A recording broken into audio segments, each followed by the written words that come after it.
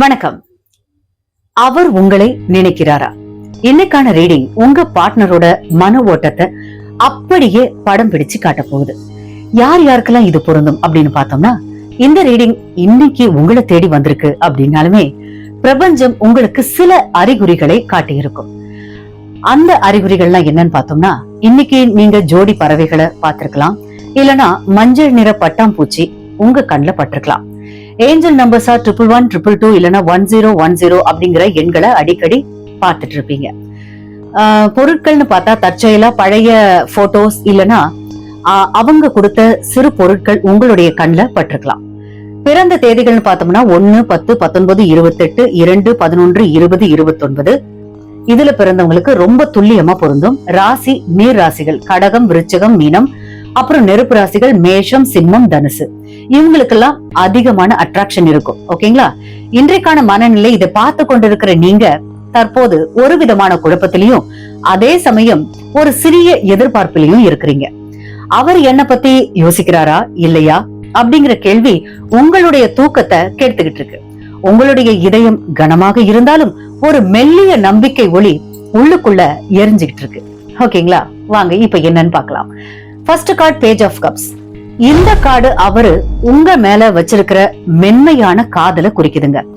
இதில் உள்ள அந்த மீன் ஒரு எதிர்பாராத செய்தியை இல்லனா ஒரு உணர்வை வெளிப்படுத்துது.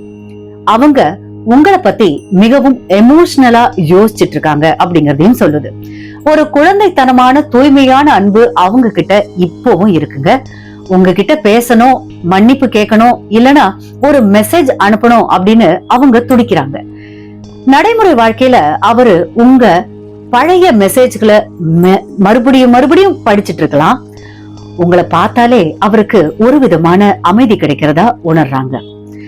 அவங்க உங்ககிட்ட ஏதோ ஒரு புதிய விஷயத்த ஷேர் பண்ண போறாங்க. கடந்த கால கசப்புகள் மறைந்து ஒரு புதிய உணர்வு துளிர்விட போகுது. எச்சரிக்கைன்னு பார்த்தோம்னா, அதிகப்படியான கற்பனையில மூழ்கிடாதீங்க அப்படிங்கிறது ரொம்ப முக்கியம். யதார்த்தத்தையும் கவனிங்க. அடுத்த கார்டு, ஏஸ் ஆஃப் ஸ்வார்ட்ஸ். இந்த கார்டு ஒரு கத்திய மாதிரி உண்மையை வெளிப்படையா உடைக்கிறத காட்டுது.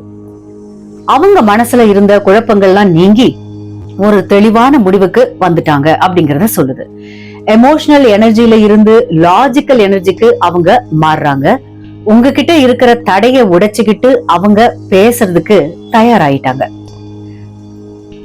ஒரு நீண்ட கால மௌனத்திற்கு அப்புறமா ஒரு போன் வரும், அதாவது ஒரு போன் கால் வருங்க. உண்மை கசக்கும், ஆனா அதுவே உங்களுக்கு விடுதலையையும் தரும் அப்படிங்கறதா இதனுடைய சாரம். இத்தனை காலம் பேசாமல் இருந்ததற்கு ஒரு சரியான காரணத்தை அவர் கண்டுபிடிச்சிட்டாரு. ஈகோவால தடைப்பட்டிருந்த விஷயங்கள் இப்போ தகர்க்கப்படும். உங்க ரெண்டு பேருக்கும் இடையில இருந்த இந்த தவறான புரிதல்கள்லாம் ஒரு முடிவுக்கு வரப்போகுது. உங்களுக்கான அட்வைஸ் என்னன்னா, அவர் பேச வரும்போது குறுக்கிடாம முழுமையா கேளுங்க. அடுத்த கார்டு, தி சன். இது டாரோலயே ரொம்பவும் பாசிட்டிவான கார்டுங்க. இது இருளை நீக்கும் சூரியன்க. குழந்தை அப்புறம் குதிரை சின்னங்கள் சுதந்திரத்தையும் வளர்ச்சியையும் குறிக்குது. உங்களுடைய உறவுல மறுபடியும் பழைய வசந்தம் திரும்ப போகிறது. அவங்க உங்களை அவங்களோட வாழ்வின் வெளிச்சமா பாக்குறாங்க.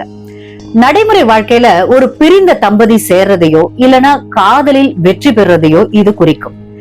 உங்களுடைய மன உளைச்சல் நீங்கி ஒரு நிம்மதியான உறக்கம் உங்களுக்கு கிடைக்க போகுது. ரொம்ப சீக்கிரமா ஒரு கொண்டாட்டமான செய்தி உங்களை தேடி வரப்போகுது.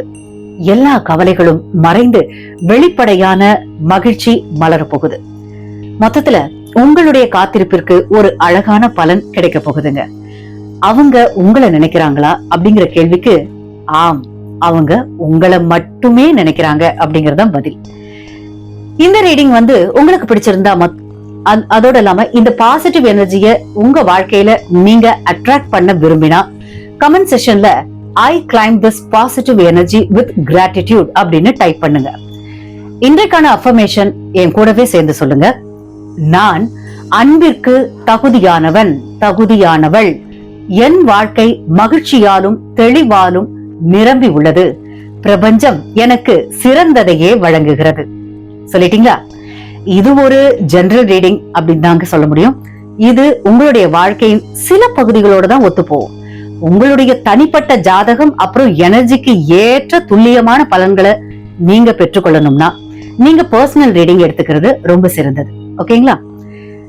நேற்றைய மேகங்கள் மறைந்து விட்டன. இன்றைய சூரியன் உங்களுக்காகவே உதித்திருக்கிறது.